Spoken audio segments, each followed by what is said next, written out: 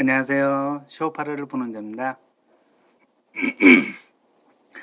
오늘은 아버지가 정한 규칙이라는 이런 주제로 함께 이야기를 나눠보고자 합니다.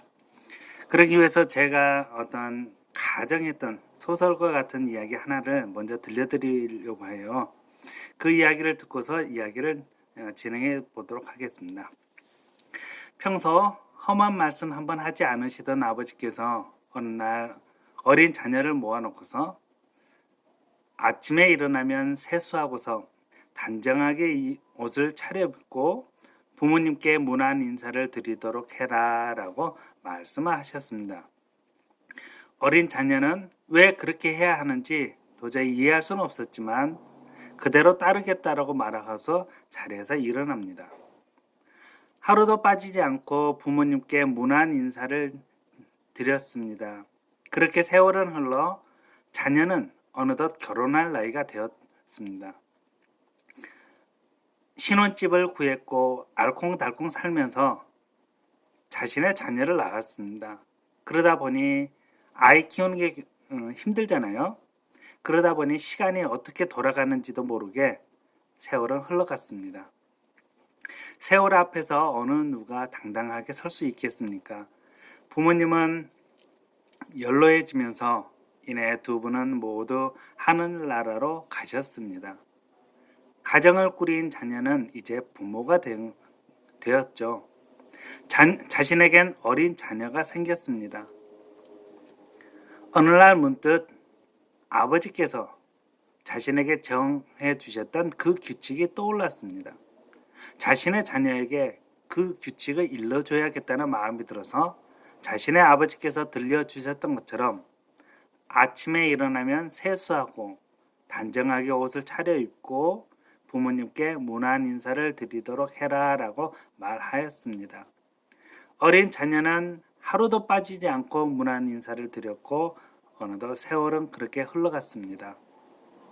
이제는 부모가 된 자녀의 검디 검은 머리카락에도 어느덧 하얀 머리카락이 많아지게 되었고 그토록 어리게만 보이던 자녀는 늠름한 청년이 되었습니다.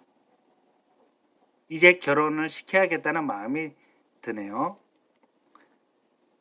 늘 아침에 문안 인사를 하던 자녀였지만 그런 자녀를 결혼시켜 새로운 가정을 갖도록 기회를 주고 나니 아침에 문안 인사를 하는 이가 이제는 없다는 것을 느끼게 됩니다. 가끔 생각이 나서 아들에게 전화를 걸고 싶지만 너무나 바쁜 아들인지라 제대로 된 통화도 하지 못한 채 전화를 끊고 마는군요.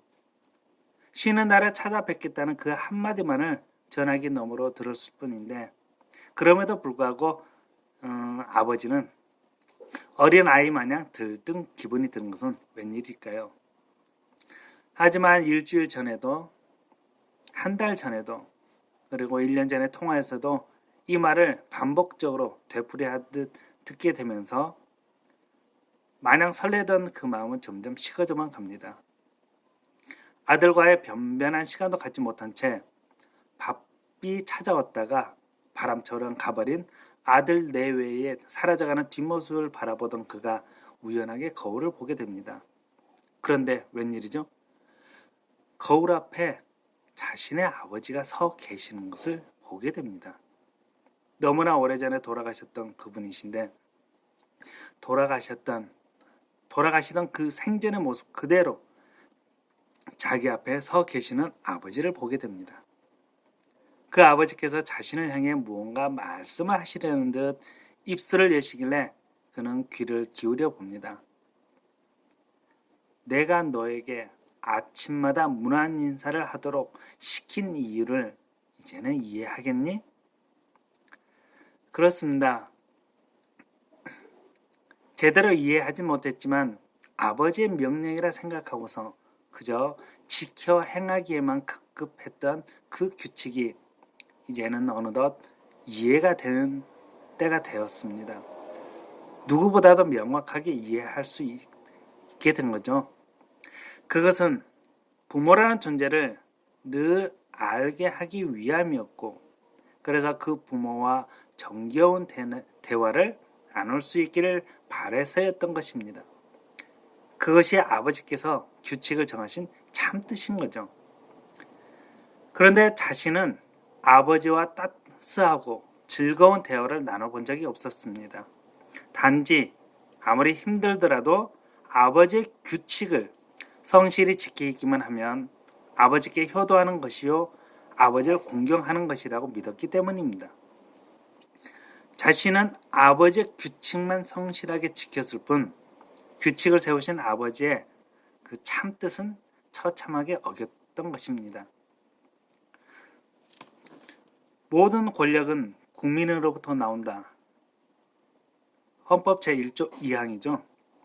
이 말을 근거로 우리는 다음과 같은 질문을 할 수 있겠습니다. 여러분, 국가의 법이 존재하는 이유는 무엇일까요? 법이 제정된 참된 의미는 무엇일까요? 이는 권력이 국민에게서 나오는 것처럼 법 또한 국민에게서 나온다고 볼 수 있겠습니다. 왜 법이 존재하는 것일까요?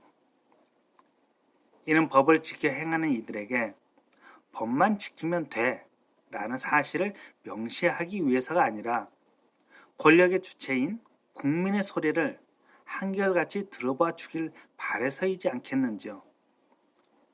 법을 준수했다는 게 우선이 아니라 국민의 마음을 헤아려 주는 게 법의 참 의미이지 않겠느냐 싶습니다. 이것이 성경이 있는 이유와 같다고 생각합니다. 성경, 다른 말로는 율법이라고 말하는데 율법이 있는 이유에 대해 오늘의 내용은 설명하고 있습니다.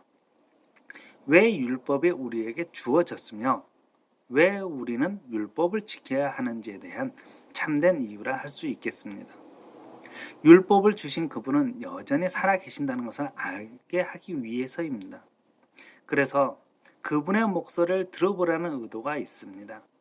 그리고 그분도 우리와는 또 다른 생각을 가지고 계시기에 그분의 생각이 어떠한지 여쭤보고 들어보라는 뜻이겠죠.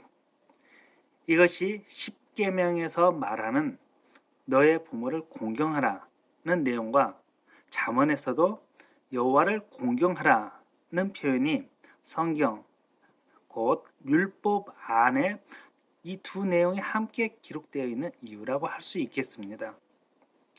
아버지가 규칙을 정한 이유, 그 참된 의미가 이렇듯 내 가정에서, 내 국가에서, 그리고 내 삶 속에서 모두가 깨닫게 되시길 바랍니다.